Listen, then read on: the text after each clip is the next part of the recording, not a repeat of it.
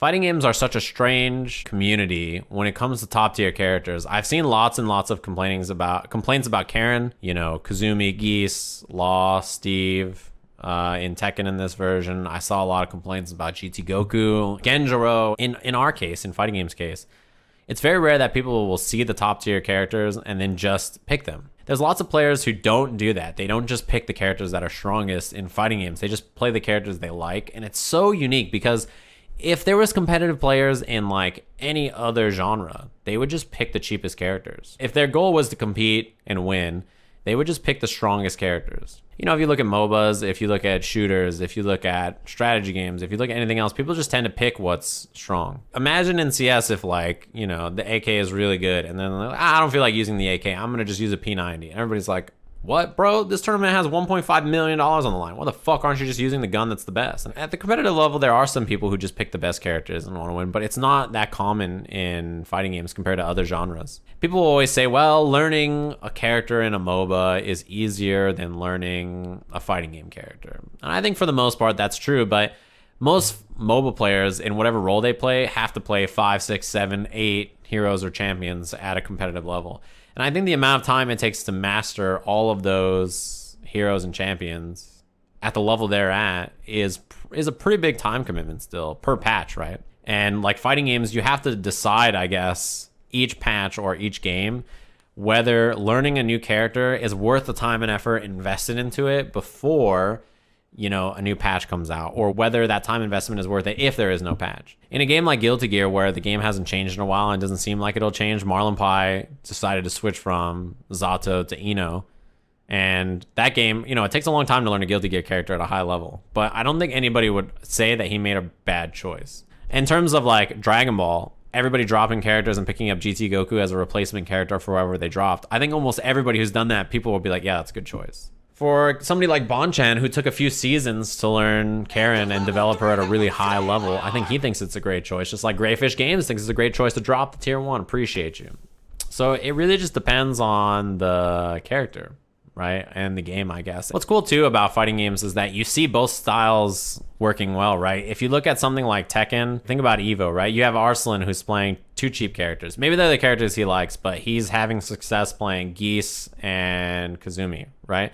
You look at Nii, and Nii just plays whatever character counterpicks or is good or he likes in whatever matchup, right? He's just completely counterpicking and playing lots of different characters. Then you look at Anakin, who's just playing Jack. Jack is his character. Even something like Street Fighter Top 3 at Evo, it's Bonchan playing 2 characters, Karen and Sagat. Same 2 characters he played last season, right? These are the characters he focused on, Karen and Sagat, picking them in different matchups.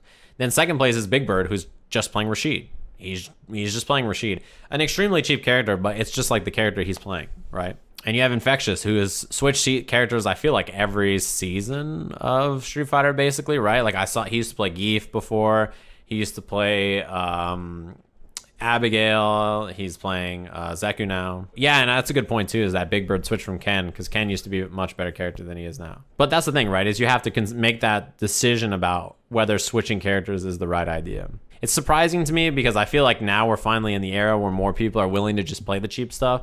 But the complaints from fighting game fans just crack me up because it's like there's lots of money on the line for all these players. There's lots of like tournaments that they're trying to win. And if they do optimal combos, they don't complain. People don't complain. If they, try to sleep at night, people don't complain. If they focus and study for their match, they don't complain. But the one thing that frustrates them is picking the right character. If they pick and do 9 things that'll guarantee their success, but the one other thing is picking a cheap character instead of somebody else, that's the one time where people snap and they're like, no, fuck you, bitch. Picking a character is a choice. So you telling them to switch means you think they made the wrong choice. Nobody wants to hear that. And maybe that's what it is too. That could be part of it. The thing I should clarify is I don't think that just picking a top tier character is the right answer. There's a lot of other decisions you have to make, right? Whether the time investment is worth it, whether the character fits your style and will be an upgrade if you learn them, whether dumping more time into another character is better for you. Like for me, if Zangief is the best character in the game, I don't think that all these players will switch to Zangief because it's just not a lot of people's style. It's not my style. Like I wouldn't play Zangief if he's the best character in the game, right? And I'm sure that's true for many people. You have to make that choice yourself as a player. And also, as a general fighting game player, You don't have to just pick top tier, because unless your plan is to improve and compete and win on the whatever game you're in, I don't think character selection and picking the best toppest tier character is necessarily that important. Like, I'm not trying to win Evo. I can just play whoever I like. I'm perfectly acceptable, playing the character I want to play and just enjoying it. 99% of people that play fighting games fit in the same description of that. They're just going to their locals to have fun. They're just, playing games to enjoy it. They want to improve, but their goal isn't to, go and win the biggest tournament in the world or anything like that. Just like I win the hearts of people like Spam Senpai, who dropped the Twitch Prime. Thanks very much. The win screen is my archetype. That's some B shit. That's some put it on my tombstone shit. I appreciate that. I think if you are not happy with the character you're playing, that will always be a problem for you. You will constantly have doubts about your character selection, and you'll be in like a weird spot.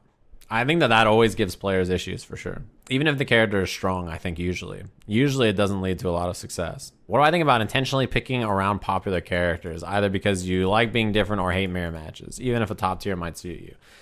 I think intentionally picking weak characters is weird to me. I think like if you like the character and you pick them and they happen to be weak, that's fine. Just like it's fine that Cavernasu hit me with the Twitch Prime. Thanks very much. If there's like a character that you think to yourself, oh, this character looks cool, I know that not that strong, but I want to try him, that's cool. But if your mindset is I always pick weak characters, like I don't understand why that would be your goal or mindset. The only thought I have as to why you would only pick top tier or low tier or something is like you do it because you want an excuse for losing, Or even the ideas of I don't want to play a popular character because lots of other people play them. It's like, why? Just play the character you enjoy, I think even if you pick a top tier character or even if you pick a weak character, you should make sure it's a character you like. I can't imagine playing a fighting game and thinking to myself, I'm going to play a character that's strong, or super weak, and not making sure it's a character you like. 99% of fighting games is playing another person with a character. And if that part of it isn't fun to you, what the hell are you going to get out of a fighting game, And the majority of people that play fighting games are not trying to win Evo and not trying to pick a character that will allow them to beat JDCR. It's like, man, if I just switched to Kazumi, I would smoke JDCR. That's not most people. That's such a small amount of people. So one thing that's fascinating about tier lists is that some of the best performing content that I've created has been tier lists, which is interesting to me. As interesting as Shan-Chi is dropping the Twitch Prime. Thanks very much. Tier lists are eaten up by the casual audience to a huge degree, right? However, to these people, it shouldn't really matter, right? Because like picking a character that's super cheap doesn't matter if you're just learning the game. If you're just learning the game for fun, then you shouldn't even worry about picking some character that's super cheap. You should just pick who you like, right?